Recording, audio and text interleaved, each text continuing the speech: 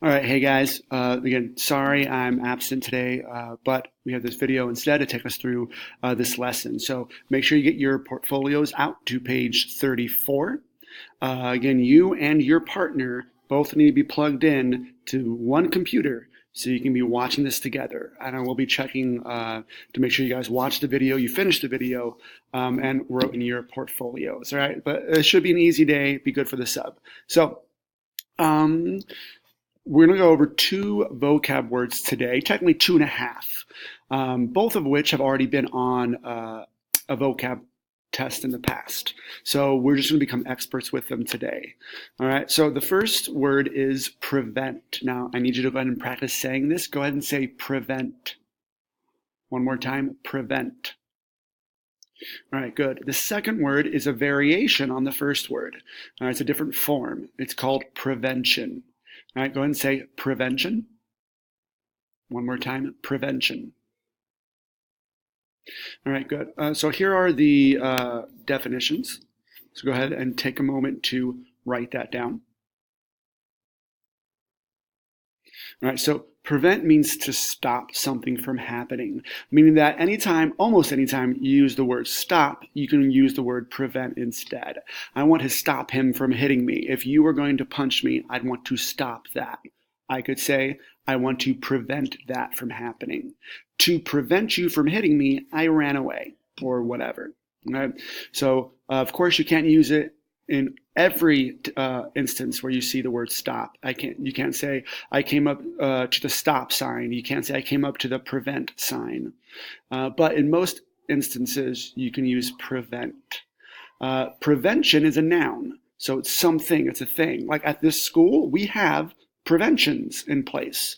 For example, we don't want just any crazy person walking in off the street wanting to cause people harm. So we have some preventions in place to stop that from happening. The fences around the school. We have security in places. We have the police on speed dial, right? So those are preventions, the noun. These preventions will prevent somebody coming on campus to harm students, for example. All right, so let's now practice using some of these words in sentences. You cannot write down my examples. Once again, do not write down my examples. All right, so let's do this one first. It says, when I ride a bike, I blank to prevent accidents. The book says I stay in the bike lane. So when you're driving on the road, you know that little bike lane. Oh, good. All right, so that's going to happen. I'm up on the stage and the lights turned off because I wasn't moving. Anyway, so it's when you're driving on the highway, you know, that little on the streets, in the gutter, there's a little bike lane, right? So you stay in the bike lane to prevent accidents. What else could you do to prevent accidents? And don't say, I wear a helmet to prevent an accident, because wearing a helmet won't stop you from crashing, but it will prevent an injury. All right, so go ahead and pause it here and talk with your partner about different ways you can prevent an accident from happening. All right, so hopefully now you've talked about it a little bit in case you're having some issues coming up with reasons. You could say, when I ride a bike, I pay attention. I look both ways. I ride slowly to prevent accidents. So go ahead and write down your own idea in the sentence. All right, let's go to the second example. This one says, if Maya becomes school president, she'll fight for the prevention of blank. Now, here the school says, or the book says, the prevention of school uniforms or the prevention of bullying. Now, pay attention. Prevention means to stop. So you don't want to say for the prevention of no bullying, because you want to stop whatever you are writing in this area. So that's like saying no twice. She'll fight for the stopping of stop bullying, right? So that doesn't make any sense. So the prevention of school uniforms, we don't want them, so let's prevent them. Or the prevention of bullying. Again, we don't want bullying, let's stop it. Think about some other things that a school president might want to stop. Maybe too much homework. Maybe you want to prevent shorter lunches, maybe for the prevention of too many activities. So you can work with so go ahead and pause it, work with your partner, and then both of you guys write down an idea. All right, so let's jump down to this sentence here, and let's work on this first one. So this first one says, in my opinion, the best way to prevent falling behind on homework is to blank, because blank. So what would be a good way to prevent yourself from falling behind on homework?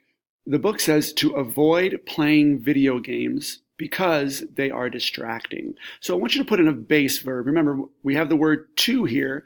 Whenever you have the word to, you need a base verb, meaning don't add an ing to it. Don't say, is to playing video games or is to avoiding video games. That's not correct grammar. So you could say things like, best way to prevent falling behind on homework is to finish it fast, is to work on it in class. Work and finish are both base verbs. And then come up with a really good because. A dependent clause is just a part of the sentence that stands on its own. So just don't say because then, because that's not a dependent clause. Then is depending on something else. All right. So they are distracting would be an example. All right. So go ahead, work with your partner, and fill in this sentence. All right, good. So for time's sake, let's just skip down to the next vocab word. The next vocab word is indicate. Go ahead and say indicate.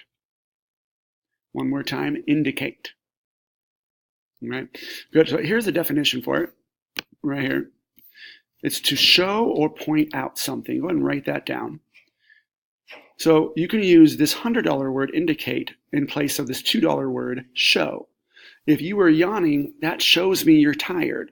Or I can say, if you're yawning, that indicates you're tired. Right? That shows, that points out that you're tired. All right? Now, if this was Spanish, this would be pronounced indicate, but it's not. It's English, so it's indicate. And it's a verb. It's something that, it's an action word or something that you can do. Now, let's look over at some examples here. Once again, do not write down my examples. You're going to write down your own examples. So, this one says, scoring well on a test indicates that someone blank. What does that show? All right, scoring well on a test indicates or shows that someone understood the material well.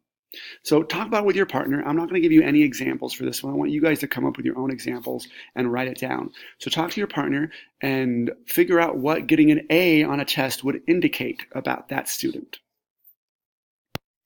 All right, let's go on to the second one. The second sentence here says, the crowd indicated, so if there's a D, that means it happened in the past. The crowd indicated that it enjoyed the performance by cheering loudly, yeah, right? Or giving a standing ovation. That's when you clapping and you stand up, everybody stands up. That's called a standing ovation.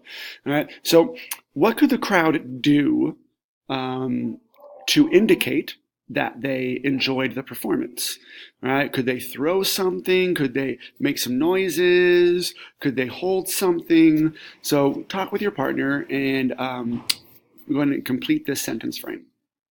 All right, good. So let's go on to the last two sentences here. Remember, don't write down these examples. These are just examples, okay? So this one says, good listeners indicate that they are paying attention by verbing. Now you need an ing because there's the word by here. All right, by looking, by walking, by showing, by asking.